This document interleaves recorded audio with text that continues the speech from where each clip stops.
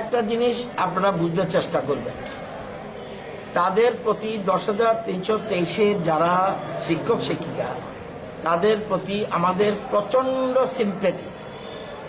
আমাদের মুখ্যমন্ত্রী পরিষ্কারভাবে বলেছে, আমরা যে পোস্ট ক্রিয়েট করেছি এর মধ্যে অ্যাডভার্টাইজমেন্ট দেওয়া হয়েছে group C and group D, এবং সেখানে 5,000-এর উপর প্লাস আরও শিক্ষকের 4,000, তো এখানে 9,000-এর মতো। যদি ওরা বসে থাকে, আন্দোলন করতে বাধা নেই, আন্দোলন করতে গণতান্ত্রিক ব্যবস্থাপনায় আন্দোলন করতে পারে। মুখ্যমন্ত্রী পরিষ্কার বলেছে এটাতে না বসে তারা বরঞ্চ ইন্টারভিউর জন্য তৈরি হোক। এবং একটা কথা মাথায় রাখতে হবে, বেকাররা রাগ করবে আমার কথা শুনে, তাদের কথা মাথায় রেখে কিন্তু আমরা পোস্টগুলি ক্রিয়েট করেছি।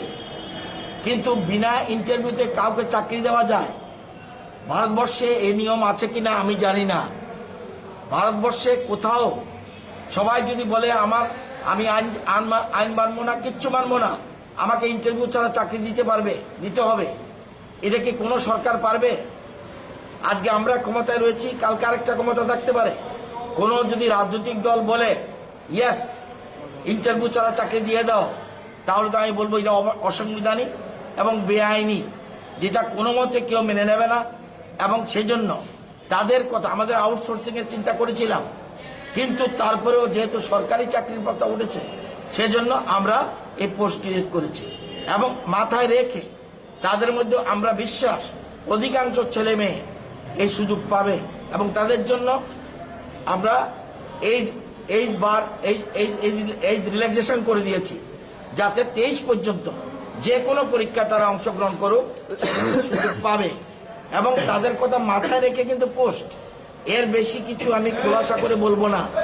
কিন্তু ইন্টারভিউ ছাড়া চাকরি, আপনি সাংবাদিক বন্ধু আমাকে বলুন ইন্টারভিউ ছাড়া চাকরি দেওয়া যায় কিনা কাউকে? সুপ্রিম কোর্টের রায়ে তাদের চাকরি গেছে, হাইকোর্টের রায়ে তাদের চাকরি গেছে, কোন সরকার তাকে বাদ দেয়নি। কিন্তু যেহেতু পূর্বেকার সরকার তাদের সিলেকশনের ক্ষেত্রে ত্রুটি ছিল বলে, সিলেকশনের ক্ষেত্রে আমি কাউকে বলবো না অযোগ্য, আমি কাউকে বলবো না যোগ্য, কাউকে কিছু বলবো না, সিলেকশনের ক্ষেত্রে ত্রুটি ছিল বলে প্রথমে হাইকোর্ট, পরবর্তী সময় সুপ্রিম কোর্ট তাদেরকে বাতিল করেছে। সুতরাং এই অবস্থায় আমরা কি করতে পারি? আমরা বলেছিলাম নির্বাচনের আগে যে আমাদের সদিচ্ছা রয়েছে এবং তাদের একটা সেটেল আমরা করব। আমরা বেশ কয়েকবার একের অধিক আমরা সুপ্রিম কোর্টে তাদের জন্য এক্সটেনশন এনেছি, কিন্তু এরপরে আর এক্সটেনশন দেয় না। সেই জন্য আমরা তাদের জন্য পোস্ট ক্রিয়েট করেছি, এবং তারা ইন্টারভিউ দিলে আমার বিশ্বাস তাদের অনেকের সুবিধা হবে। যারা বাদ যাবে তাদের কথা আমাদের মাথায় রয়েছে, কি পদ্ধতিতে তাদের নিতে হবে, সবটা এর বেশি প্রকাশ্য বলা চলবে না। কিন্তু মুখ্যমন্ত্রী বারবার অনুরোধ করেছে, আমি জানি না কেন এরপরে বসে রয়েছে। কোনো রাজনৈতিক ইন্ধনে যদি কেউ বসে থাকে আমার কিছু বলার নেই, কিন্তু আমি জানি 10,323 সবাই এখানে আসেনি। তাহলে বুঝতে হবে একটা জিনিস, কোন রাজনৈতিক ইন্ধন রয়েছে। তারপরেও গণতান্ত্রিক ব্যবস্থাপনায় কোনো রাজনৈতিক দলের কেউ সমর্থক হতে পারে। আমরা সুবিধা করে দিচ্ছি সবাই ব্যবস্থার জন্য।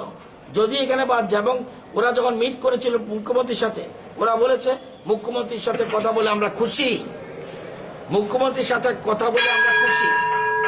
এবং সেই খুশি, তাহলে যদি খুশি হয়ে থাকে মুখ্যমন্ত্রী এই কথা, এরপরেই তো 3-4টা অর্গানাইজেশন রয়েছে, সবার সাথে কথা বলে পরবর্তী সময় পোস্ট ক্রিয়েট করে দিয়েছে, অ্যাডভার্টাইজমেন্ট যত হয়ে গেছে, এবং সবাই নাম, অনেকের মধ্যে 10,323 মধ্যে অনেকে কিন্তু নাম জমা দেওয়া শুরু করে দিচ্ছে এবং প্রিপারেশন নিচ্ছে। সুতরাং যদি এরা না আসে, ইন্টারভিউতে না বসে, তাহলে তাদের চাকরি কিভাবে দেবে আমি অন্তত জানি না। আমি অ্যাপিল করব করো জোরে রাজনৈতিক দলগুলির প্রতি, তাদের প্রতি আমাদের সিম্পেথি রয়েছে, আপনারা সহযোগিতা করুন এবং নিয়ম অনুযায়ী গণতান্ত্রিক ব্যবস্থা, আইন, সংবিধান মেনে যাতে ইন্টারভিউ আমরা নিতে পারি, সেই ইন্টারভিউতে বসলে কিছু একটা গতি হবে। যদি কেউ বাদ যায় তাদের কথা আমাদের মাথায় রয়েছে। আমি অনুরোধ করবো আপনাদের মাধ্যমে তারা এই আন্দোলন থেকে বিরত থাকুন। এখন এরপরে যদি কেউ আন্দোলন করে আমি কিচ্ছু বলার কিচ্ছু নেই, এটা তার ইচ্ছার উপর, কারণ গণতান্ত্রিক অধিকার সবাই রয়েছে।